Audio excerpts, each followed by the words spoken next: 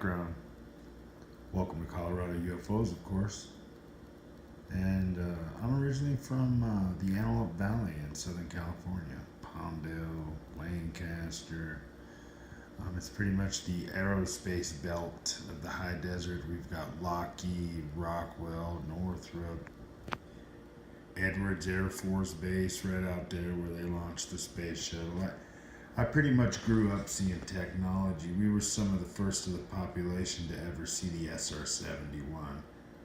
It flew over our town and broke windows and several times, sonic booms. And so I'm no stranger to high-tech stuff. I was born in the Antelope Valley. Anybody who knows the Antelope Valley knows what goes on there, okay?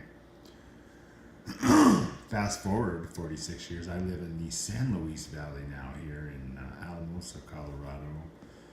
The surrounding valley, Castillo, San Luis, and I forgot the other county, but it consists of Alamosa, Hooper, Blanca,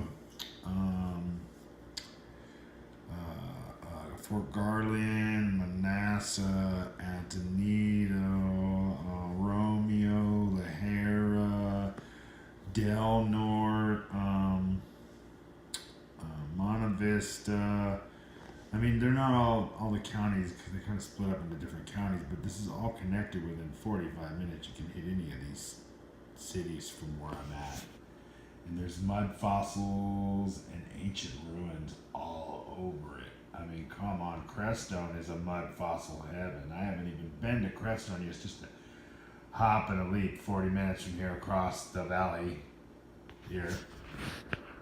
And, but let me tell you a little bit about what really drove me to be interested in UFOs.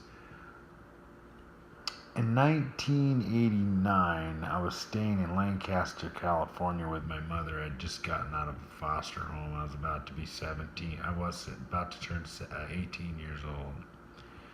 So yeah, 1989. So we're staying over here off of J10, or I can't exactly remember the street. It's been years since I've been home. I've lived in Colorado for over 20 years now. Anyway, it's a Thursday night. It's about 11 o'clock at night. My mom and her new husband, because I'm staying back with my mom, and my sister's staying there. She's sleeping in the next room. We're staying at these apartments directly behind AB High School that runs along the back of Joshua Memorial Cemetery. Okay, and right along that walks there, you'll see all the apartments, some horseshoe-shaped apartments. Where we were staying in some of those horseshoe-shaped apartments, single level.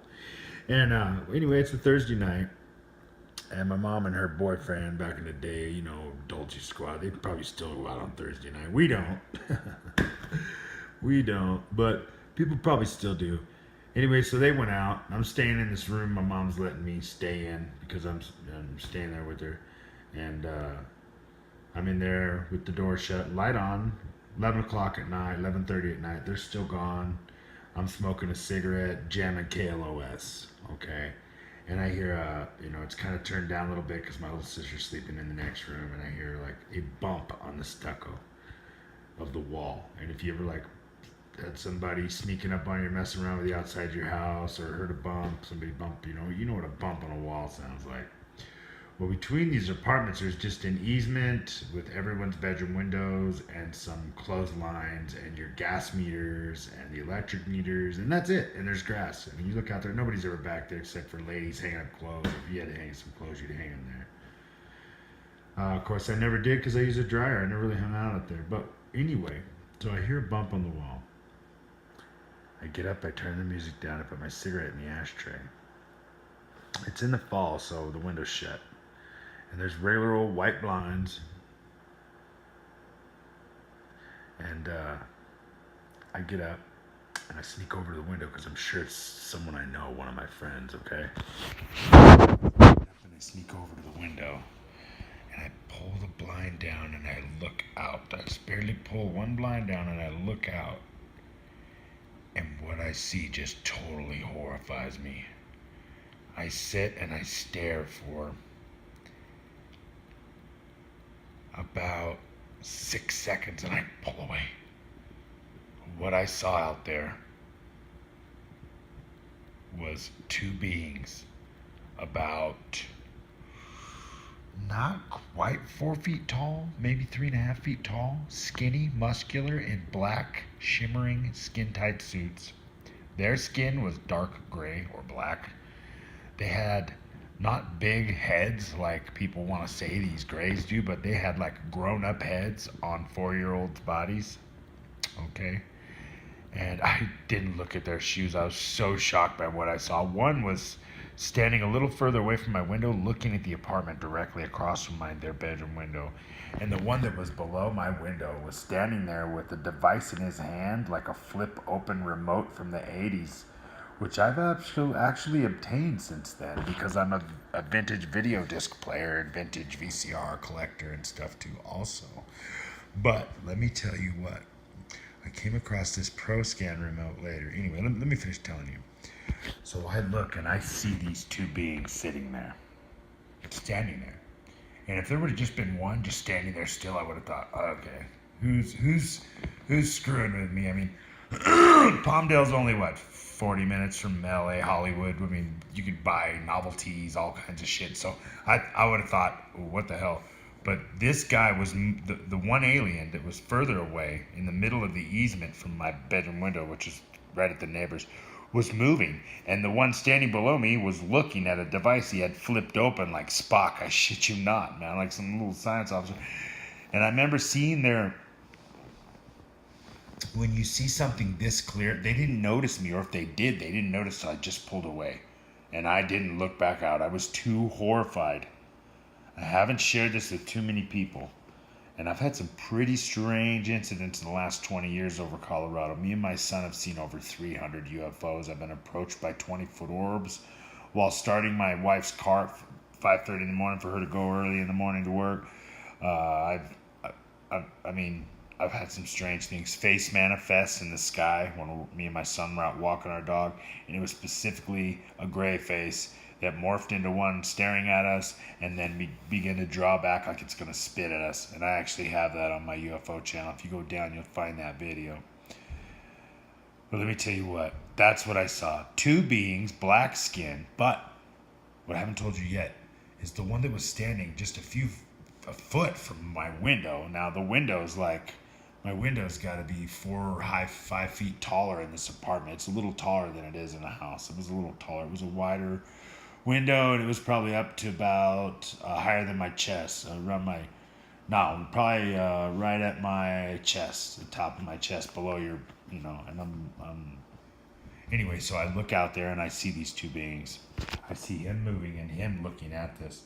But the guy that's looking at the device, the alien, or being, whatever it is, he turns his head a little bit at that split second as I'm pulling away, but I'm still looking and I'm letting go, and he turns his head a little bit, and I can see that his face is kind of scrunched up, like he's pissed off, like, Urgh.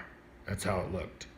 So, and I can't really say that he had big almond-shaped eyes that stretched back like grays, because I don't think he did. I think they were smaller, and I think they were blue. So they weren't these big stretched back, but his skin was definitely dark gray or black, and they were in black shimmering suits that reminded me of creosote floating on water.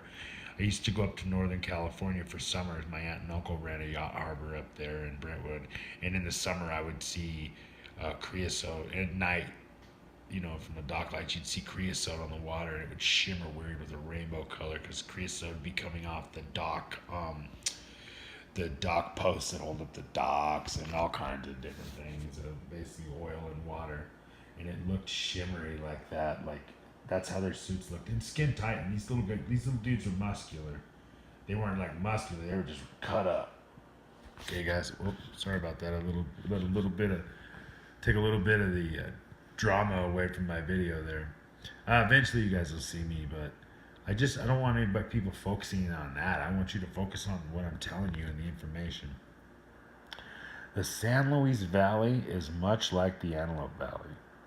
If you've ever watched Ancient Aliens, if you're an Ancient Aliens weirdo and you've watched all the Ancient Aliens, well, then you know that Alamosa, Colorado was featured on there, and so was Palmdale for Palmdale Lake, and I'm from Palmdale, so there's some strange stuff going on, whether it's hybridization, a war between these grays and these tall whites who claim they're our relatives, aka the Easter Island Giants. The Easter Island Giants, yeah. I don't know, but something really is going on. I mean, you see all these conspiracies, you hear all this stuff, then you hear the Canadian Prime Minister, all that stuff before he died, and astronauts coming out. I mean, come on, guys. You know, if you're listening to this right now, then you've heard everything I've heard over the last 15 years. All the predictions of 2015, from what's his name, down to all the stuff going on with Gia. I don't believe any of that bullshit. I don't believe these avian blue people. I don't believe that. I'd be very careful about this gentleman spreading this bullshit about, yeah, these avian blue people, and I'd be careful about that, because that's not true. That's not true at all. I'm telling you, it's not true. There's beings around here, there's interdimensional beings, and there's a couple different races. There's no avian blue being people, no bird people. So this guy is leading everyone on. Everyone's going over to his side. I'm telling you, you're going to find out at the end it's nothing. There's no doomsday. But I'll tell you what I have discovered in the last year and a half. Since I had my heart attacks, I've been having all this sight to see the pyramids, the giant mud fossils. I honestly am beginning to believe we are floating on a chunk of one of these planets that was destroyed 500,000 years ago. They're telling us it's Earth. So NASA and science is telling us with this Earth globe, but really someone's built a dome over this thing and they're protecting us.